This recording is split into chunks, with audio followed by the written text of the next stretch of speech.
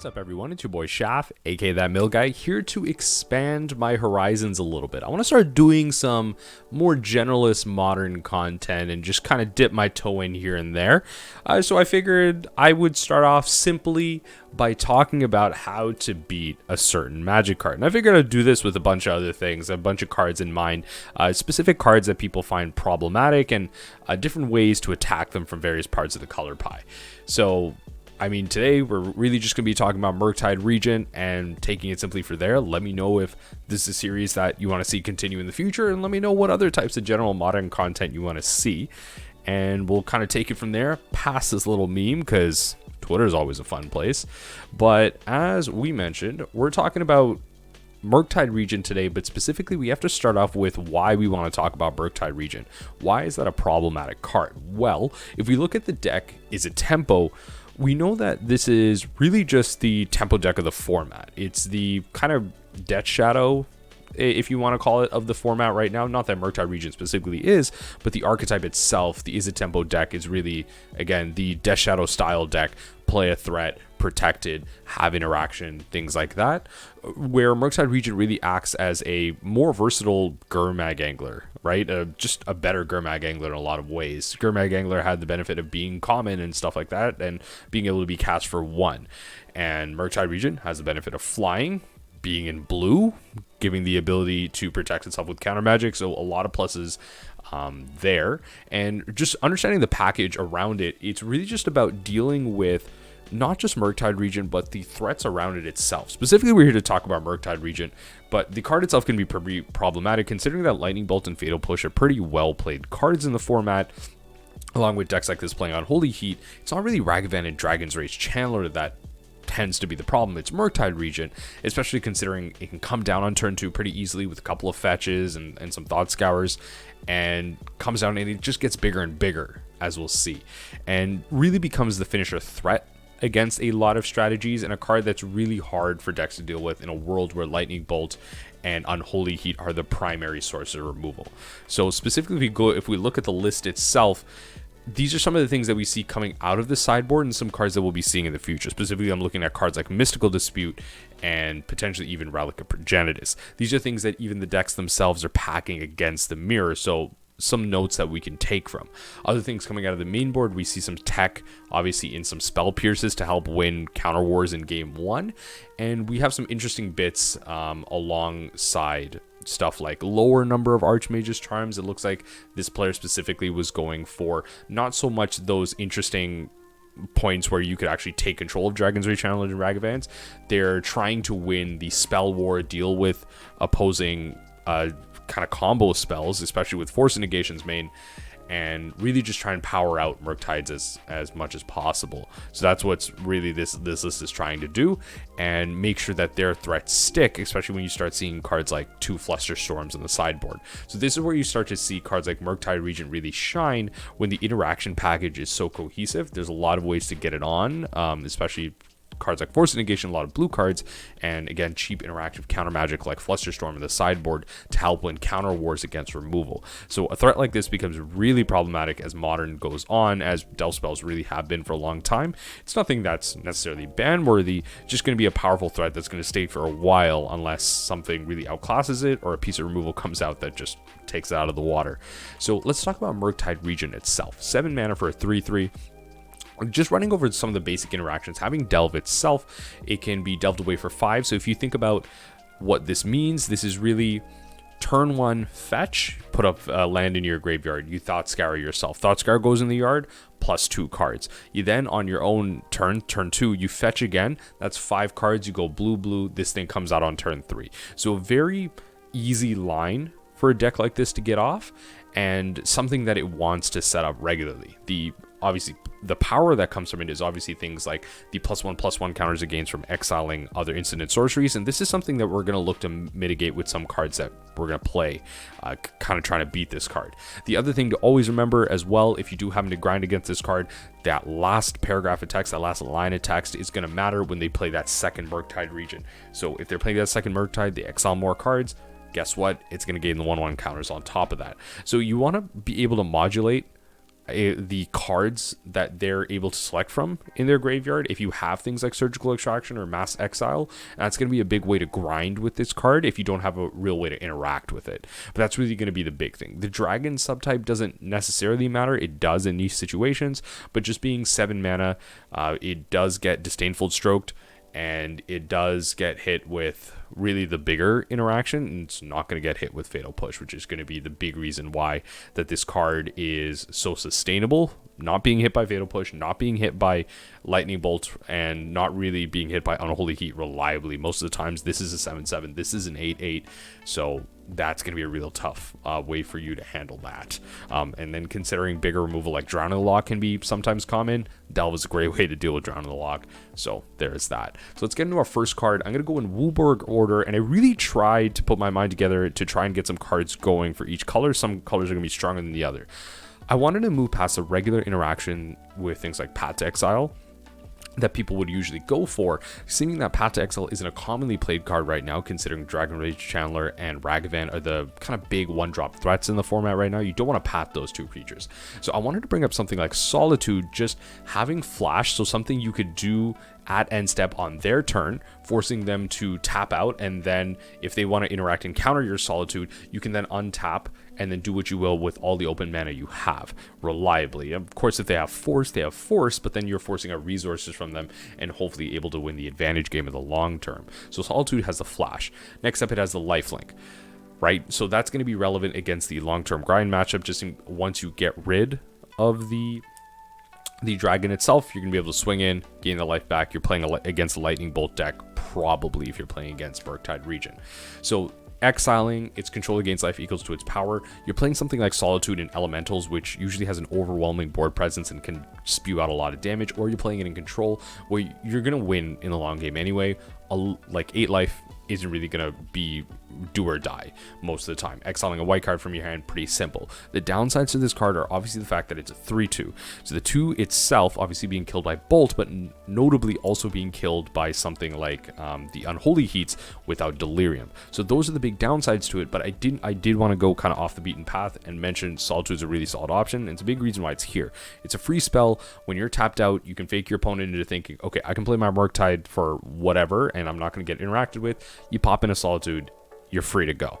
So that's a white card to play with. The blue card is pretty self-explanatory. Mystical Dispute. This is probably the best way to get tempo, and really going to be one of the primary assets you have against a deck like Izzet Tempo.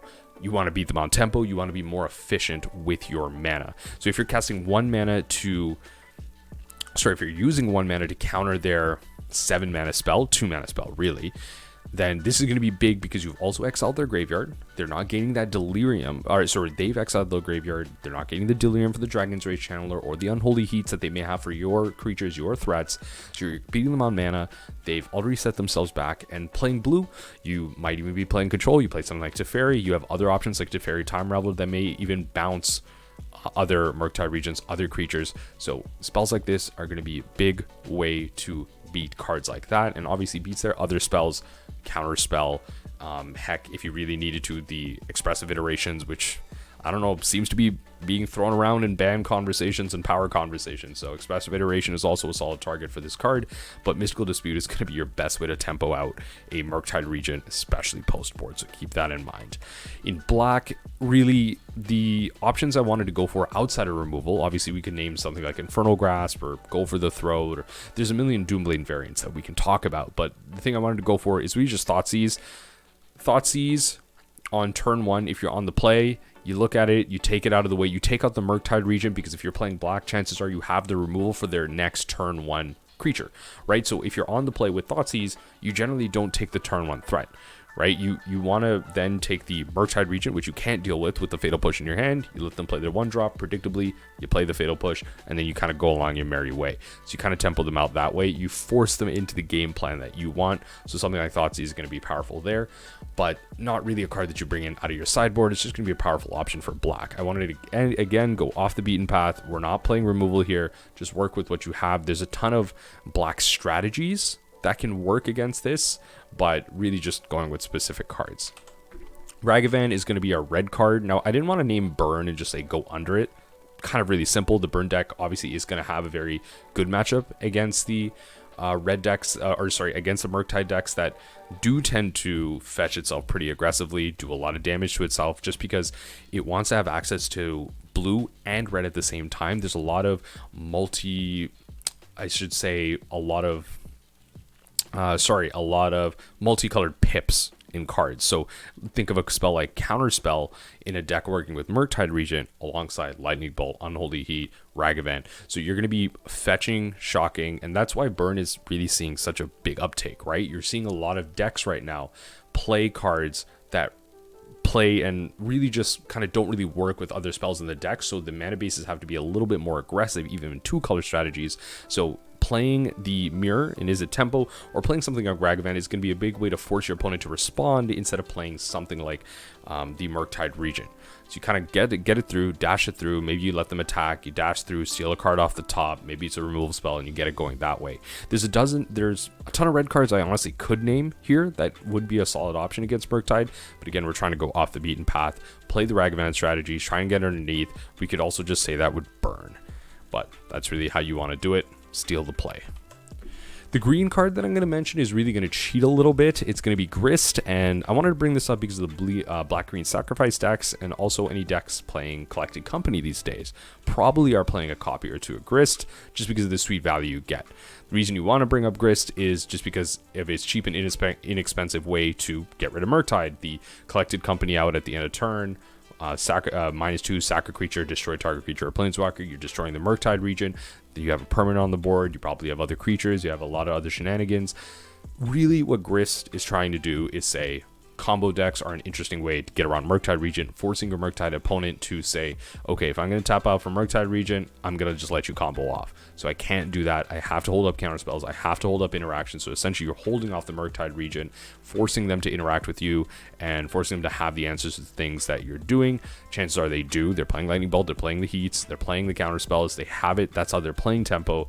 But this is really how you keep the Murktide off the board if that's your primary problem. If you have an answer to everything else, then there you go. You can deal with everything else. This is your way to deal with Murktide Regent. Play the combo, play something, I guess, that will create so much value if they'll let it on the board that they have to answer it and they can't tap out for it. Going finally into the colorless and then kind of the multicolored here, Soul Guide Lantern is going to be a great option just because when it comes down, you exile a card out of their graveyard. Again, modulation is what we were talking about, specifically not something like the Relic of Progenitus, which gets rid of all cards in all graveyards. So a lot of decks right now use their graveyard to a great extent. So if you're playing something like the Izzet Tempo decks yourself, you don't want to get rid of your own graveyard for your own Murktides, for your own Dragon's Rage Channelers. So you want something like Soul Guide to come down and exile an instant or sorcery. And then you're telling your opponent, okay, you can have your Murktide, but it's just not going to be as powerful as you want it to. You're going to delve it away, but it might just end up being a 5/5. It might just end up being a 6/6. Guess what? That's Unholy Heat range. If it's a 5/5, that's Dismember range for you colorless players. Especially something like Soul Guide, you might be able to get this out of a Karn Wish board, in which case something like Dismember probably in your spell suite. So that's going to be a pretty sweet way to modulate that way. You know, obviously just enter the battlefield, pay 1, and then, you know, it's a free sack activation, so you're going to get that. If they play their Murktide and it's weaker and you have your answer to it, guess what? You don't need to sack the Soul Guide Lantern for the exile. You can just use it to draw your own card, and you're perfectly fine and on your way this way. This has really just been one of the better kind of graveyard interaction spells coming out of Modern in most recent times. And obviously you have pluses or minuses to, again, stuff like Relic of Progenitus and Nihil Spellbomb. Nihil Spellbomb, the thing that feels bad about it is you always usually tend to want to have value with it with the draw ability. It's not an either or, so that's what's difficult there. And again, as I mentioned with Relic of Progenitus, it's difficult because you're not able to use your own graveyard. So it's very niche strategies, where Soul Guide Lantern generally, especially a deck playing the Urza Sagas, then you can tutor this out, get this out for a late interaction with their graveyard. If they're kind of forced to interact with your creatures, you're playing Urza Saga, you probably have your own threats. Something like Soul Guide coming out on turn 3, turn 4, probably not that bad. Finally, the multicolored card I wanted to go to, there's a bunch, obviously. When you just mix two colors together, there's a lot of things you can get out, a lot of removal, a lot of planeswalkers, and a lot of interesting spells that you can get out, especially out of the elemental suite. But I wanted to go with a card that doesn't really get played often. I'm talking about Tyrant's Scorn here, and really just something that I haven't seen outside of not even, honestly, even the creature-based strategies outside of them, and I'm talking about like fairies and rogues and stuff. Tyrant's Scorn is really something that, primarily if you talk about it in the meta, it's going to be played in the Niv Mizzet decks as a one of in the sideboard, but I can't stress it enough, it's pretty powerful if you're looking to play some type of Dimir based build, whether it's maybe another 2 colors and blue as a splash, or another 2 colors and black as a splash. Tyrant Scorn lets you not only destroy the lower powered creatures, Ragavan, Dragon's Rage Channeler, heck, if they play any other 2-3 mana threats, you got it there, like Snapcaster Mages if they're trying to be spicy, but you get to return target creatures to its owner's hand. So a great way to deal with Murktide Regent is just have it dead. If you don't want to put it in the graveyard, if you don't want to add card types to the graveyard for the Dragon's Rage Channelers, for the Unholy Heats, you don't need to do that. You don't need to add targets to future Murktide Regents. You can just return to their hand. They have to then work to put cards back in their graveyard while you're playing your plan and doing what you need to do and not feeding their graveyard. They just have a dead card in hand, and that's valuable information. Based on what they're doing, based on how they're playing, you can see, are they trying to deal, are they trying to play the Murktide Regent, or are they trying to work around that? Are they just trying to forget it? And again, that's valuable information. Even though that's a card you return and you don't know the other cards, based on how they play, you know what they're working towards, and that's information enough. So again, both sides are relevant in this matchup. It's instant speed. How much better can you get? Obviously, there's other cards, but we're here to talk about spicy things. So that's really it about Murktide Regent. Those are the ways that I would tackle. Those are the cards that I would use specifically to tackle Murktide Regent in a spicy fashion. There's obviously the regular answers of just play removal, temple them out with counter magic, and really just take it from there. Maybe even combo away, or don't even bother interacting with them, race the Murktide Regent. But I wanted to take a card from each section and try and beat it. Let me know what you think. It's been your boy Shaf, aka That Mill Guy. Remember that even the impossible is possible, and as we ponder that thought, I hope you'll join me next time as we take a glimpse into the unthinkable.